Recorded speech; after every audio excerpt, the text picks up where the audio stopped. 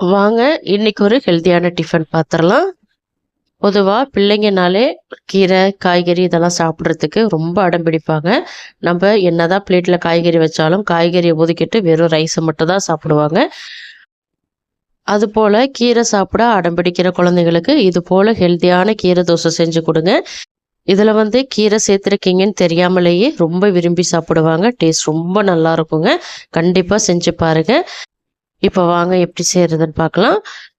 ஒரு மிக்ஸி ஜாரில் மெஷரிங் கப்பால் நான் 1 கப் ரவை எடுத்திருக்கேன். கோதுமை மாவு 1.5 கப் நான் எடுத்திருக்கேன். உங்களுக்கு எவ்வளவு தேவையோ அதுக்கு தகுந்த மாதிரி நீங்கள் எடுத்துக்கலாம். கோதுமை மாவு சேர்த்துட்டு வேக வச்ச உருளைக்கிழங்கு 3 உருளைக்கிழங்கு மீடியம் சைஸில் வச்சுருக்கேன். இதை இப்போ லைட்டாக மசிச்சு விட்டு சேர்த்துக்கலாம். உருளைக்கிழங்கு சேர்த்து செய்யும்போது ரொம்ப சாஃப்டாக வரும் தோசை. பச்சை மிளகாய் ஒரு 2 பச்சை மிளகாய் உடச்சி சேர்த்துக்கோங்க. இஞ்சி கொஞ்சமாக கட் பண்ணி சேர்த்துக்கோங்க. சீரகம் ஒரு 1/2 டீஸ்பூன் சேர்த்துக்கோங்க.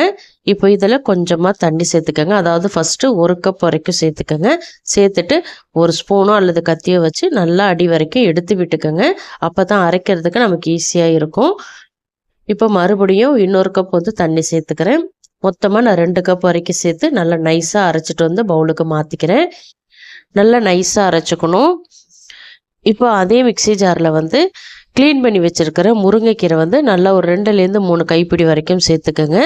வதக்கி சேர்க்க வேணாம், பச்சையாகவே சேர்த்துக்கோங்க. பச்சையாக சேர்த்தா கசப்புத்தன்மை இருக்குமா, வயிறுக்கு ஒத்துக்குமா அப்படின்னு கேட்டிங்கன்னா கண்டிப்பாக கசப்புத்தன்மை இருக்காது, ரொம்ப நல்லாயிருக்கும். அதே போல் உடலுக்கு எந்த ஒரு உபாதைகளும் வராது.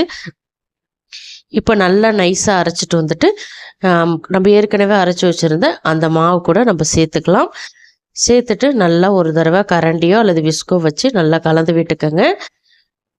உங்களுக்கு ஒரு வேளை சந்தேகமாக இருந்துச்சுன்னா நீங்கள் லீவ் டைமில் இந்த தோசையை ட்ரை பண்ணி பாருங்கள்.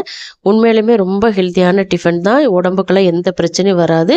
அதே போல் இதில் கீரை சேர்த்துருக்கீங்கன்னு சொன்னால் நம்பவே மாட்டாங்க. டேஸ்ட் ரொம்ப நல்லா இருக்கும். பொடியாக நறுக்கின கேரட் 1 கப் வரைக்கும் நான் சேர்த்துக்கிறேன். அதே போல் வெங்காயமும் 1 கப் வரைக்கும் சேர்த்துக்கிறேன். இதில் என்ன நீங்கள் சின்ன வெங்காயம் சேர்த்து செஞ்சிங்கன்னா டேஸ்ட்டு இன்னும் சூப்பராக இருக்கும். 1/2 கப் பொடியாக நறுக்கின கொத்தமல்லி எல்லாம் சேர்த்துக்கிறேன். 1 டீஸ்பூன் இடித்த சோம்பு சேர்த்துக்கிறேன். சோம்பு அதை ஒன்றும் பாதியமாக இடித்து சேர்த்துக்கோங்க. ஃப்ளேவர் ரொம்ப ரொம்ப ரொம்ப சூப்பராக இருக்கும். இப்போ தேவையான அளவு உப்பு சேர்த்துக்கோங்க. உப்பு சேர்த்துட்டு நல்லா கலந்து விட்டுக்கோங்க. 1 டீஸ்பூன் சில்லி ஃப்ளேக்ஸ் சேர்த்துக்கோங்க. சேர்த்துட்டு நல்லா கலந்து விடுங்க. இதில் குக்கிங் சோடாலாம் கண்டிப்பாக சேர்க்கக்கூடாது. அதே போல் கீரை சேர்த்துருக்கிறதுனால தயிரெல்லாம் சேர்த்துறாதீங்க. வெஜிடபிள்ஸ் வேணால் உங்களுக்கு விருப்பமான வெஜிடபிள்ஸ் இன்னும் கூட நீங்கள் சேர்த்துக்கலாம். அதே போல் பன்னீர் கூட சேர்த்துக்கலாம். பன்னீரை நல்லா துருவிட்டு சேர்த்துக்கலாம். அப்படி இல்லைன்னா ஃபைனாக சாப் பண்ணி கூட நீங்கள் சேர்த்துக்கலாம். இப்போ மாவு ரெடி ஆகிடுச்சு. இந்த சைடு தோசைக்கல்ல ஹீட் பண்ணி ஒரு 1/2 டீஸ்பூன் வரைக்கும் எண்ணெய் சேர்த்து வச்சுருக்கேன். இப்போ இதில் ஒரு குழிக்கரண்டி மாவு சேர்த்துக்கிறேன். நீங்கள் மெலிசாவும் ஊற்றிக்கலாம், இது போல் குட்டி குட்டி தோசையாகவும் ஊற்றிக்கலாம். மெலிசாக ஊற்றும் போது தோசை உங்களுக்கு சீக்கிரமாக குக் ஆகும். இது போல் குட்டி குட்டியாக தோசை ஊற்றும்போது கொஞ்சம் திக்காக இருக்கிறதுனால குக் ஆகிறதுக்கு கொஞ்சம் டைம் எடுக்கும். இதை மூடி சேர்த்துட்டு 1லேருந்து 2 நிமிஷத்துக்கு லோ ஃப்ளேமில் வச்சுட்டு குக் பண்ணுங்கள். ஹை ஃப்ளேம்லேயோ மீடியம் ஃப்ளேம்லேயோ வைக்காதீங்க, நல்லா லோ ஃப்ளேமில் வச்சுட்டு குக் பண்ணுங்கள். அப்போ தான் உங்களுக்கு உள்ளார வரைக்கும் நல்லா வெந்து வரும். இப்போ மேலே ஒரு ட்ராப் எண்ணெய் சேர்த்துட்டு நல்லா தேய்ச்சி விட்டுக்கோங்க. எண்ணெய் பட்டர் எது வேணாலும் சேர்த்துக்கலாம். பசங்க கீ சாப்பிடுவாங்கன்னா கீ கூட நீங்கள் சேர்த்துக்கோங்க. இப்போ திருப்பி விட்டு இன்னொரு சைடு குக் பண்ணிக்கோங்க. அதே போல் இன்னொரு விஷயம் சொல்கிறேன். இந்த தோசை செஞ்சதுக்கப்புறம் ஒரு 2-3 நிமிஷம் நல்லா ஆற வச்சுட்டு அதுக்கப்புறம் கொடுங்க. ஏன்னா உருளைக்கிழங்கு சேர்த்துருக்கிறதுனால உள்ளே கொஞ்சம் அந்த வழுவழுப்பு தன்மை இருக்கும். மற்றபடி ஆற வச்சு கொடுத்துட்டிங்க அப்படின்னா ரொம்ப சூப்பராக இருக்கும். நல்லா பன் தோசை மாதிரி செம்ம சாஃப்டாக இருக்கும். அதே போல் அந்த கீரையோட ஸ்மெல்லும் நல்லா தெரியாது. அதனால் நல்லா பொறுமையாக குக் பண்ணி ஆற வச்சுட்டு அதுக்கப்புறம் பசங்களுக்கு கொடுங்க. இதுக்கு நான் தேங்காய் சட்னி தான் ட்ரை பண்ணியிருந்தேன். தேங்காய் சட்னி ரொம்ப சூப்பராக இருந்தது. அப்படி பசங்களுக்கு தேங்காய் சட்னி பிடிக்காது அப்படின்னா கெச்சப் கூட நீங்கள் ட்ரை பண்ணலாம், ரொம்ப நல்லாயிருக்கும். பசங்களுக்கு காரம் பிடிக்காதுன்னா நீங்கள் பச்சை மிளகாயோட காரத்தை கம்மி பண்ணி கூட சேர்த்துக்கோங்க. அப்படி இல்லைன்னா சில்லி ஃப்ளேக்ஸை கம்மியாக சேர்த்து கொடுங்க. இப்போ சட்னிக்கு ரெடி பண்ணிக்கலாம். சட்னிக்கு ஒரு 1/2 கப் தேங்காய், 1/2 கப் பொட்டுக்கடலை சேர்த்துருக்கேன். நான் ரெண்டையுமே ஈக்குவலாக எடுத்திருக்கேன். காரத்துக்கு பச்சை மிளகாய் சேர்த்துக்கோங்க. சின்ன துண்டு இஞ்சி சேர்த்துக்கோங்க. பூண்டு ஒரு 3லேருந்து 4 பல்லு பூண்டு சேர்த்துக்கோங்க. இதுக்கப்புறம் பார்த்தீங்கன்னா ஃப்ரெஷ்ஷான கருவேப்பிலை ஒரு 2லேருந்து 3 கொத்து வரைக்கும் சேர்த்துக்கோங்க.